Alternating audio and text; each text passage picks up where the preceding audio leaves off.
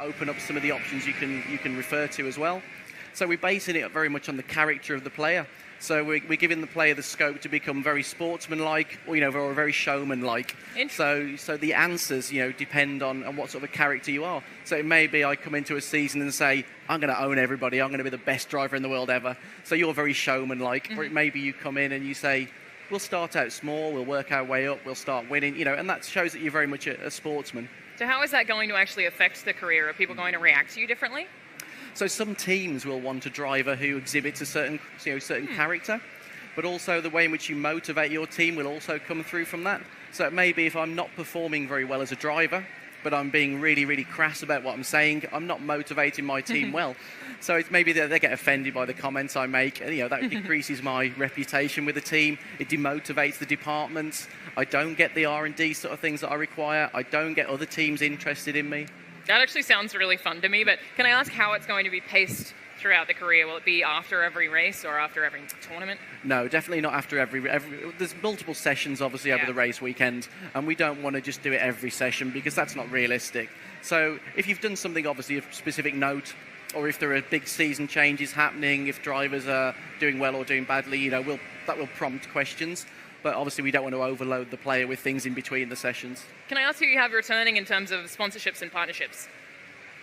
Sorry? Sponsorships. What brands are we going to see? So the way in which we're doing this in the game is obviously we've got all of the official sponsors and brands that come with Formula One. Mm-hmm. But for the contract itself, you have a value yourself as a player. Mm-hmm. And what you can do then is you can barter with the teams to get a better position. So essentially, I might be driving for Force India, for example, and I want to get better R&D performance from the team, and I want to get, so I might go to the team boss and say, I want to renegotiate my contract, I want to get a better deal, and I promise I will hit these goals. Wow. And they might come back and say, no, you're never going to hit those, we're not accepting that, you need to renegotiate. So we've got to view the way that they present themselves, and that's what actually gave us the idea to see how the player would behave, not just in really straight answers like, do you think the team are doing well, do you think the R&D department are doing well, but in a more characterful way. So, are you exhibiting sportsmanship or are you exhibiting showmanship? Mm-hmm. I really like it because it's basically not just a literal F1 driver simulator. You now actually, the whole package. I think that's really cool. So I did want to ask, there have been some changes to F1, safety changes specifically. How are those being implemented in the game? Yeah, so as always, there's always changes in the sport, and there's been quite a few this year. The halo being one of the most pronounced visual changes to the cars, and a lot of the fans have been asking what we're going to do with the halo. So what we've actually done is the halo's present on all of the cars. We represent the sport correctly. That's part of the sport. It's one of the big additions this year. But if you're playing in cockpit camera, obviously that can be quite an obscuring item in the front of of your vision. So we actually allow the player to disable the central column of the halo. Oh, interesting. And it actually frames the image, as you can probably see from the image there on the screen. Mm-hmm. We've added in simple things like the fogging in the environment. From the long cameras, you'll see things like the heat haze from the track and from the back of the complexity. But then there's obviously the 5 modes that a more skilled driver can play with. We've also continued to work on the tyre model and the suspension. So suspension-wise, we're running at a higher refresh rate now, so that runs at 1,000 hertz. Mm-hmm. So when you hit the curbs, you really feel the impact of the car hitting the curb. Yeah. We've also worked on the bump stops, which may sound like a really strange thing to talk about. But, the bump stop in suspension's a key component, so we've remodeled how they work. And then we've gone as far as taking the tyre temperature.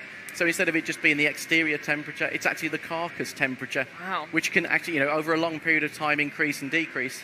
Broad picture, how do you do all of that? This all sounds so technical. You have to clean up the online gameplay, and obviously it's a very challenging game, and you want people match made against drivers of similar caliber. So we're adding what we term in the super license, which rates the driver based on their driver skill. And also their sort of driver etiquette, and then we'll use an ELO-based matchmaking system to match drivers against racers of similar skill levels. How complicated is that system? They've picked up in a different genre, in a different style of game, even in sort of mobile. It all crosses over, and they'll come in and they'll be like, "Well, I don't really understand Formula One." It's like you'll get it. You'll be working with a team that knows so much about the sport, that are so passionate about the sport. It just becomes infectious. It will rub off. Yeah. Yeah.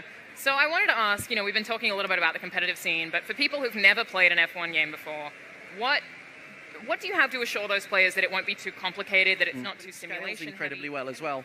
So, at the easy end of the scale, the game can apply the brakes for you. We've got traction control, ABS.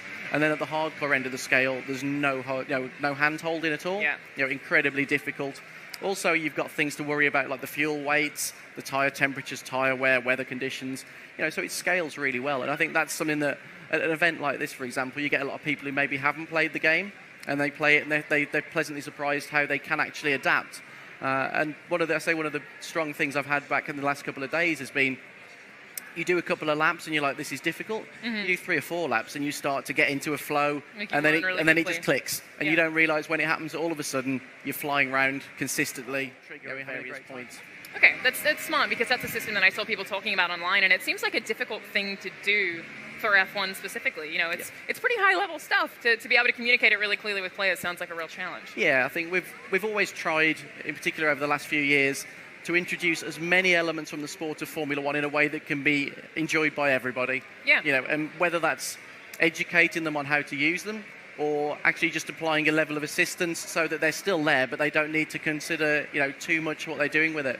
I mean, you've already spoken to a lot of it, but I want to ask, I think you'll see that's the structure of the career, the way we've changed some of the point systems and the way the R&D works, for example. So now the R&D, the player can upgrade their car far quicker. But it may be at the end of the season we have a rules change and the whole season order changes. So season 2, you might find teams that are at the top now down the bottom. So that's a more engaging experience for the R&D, and that's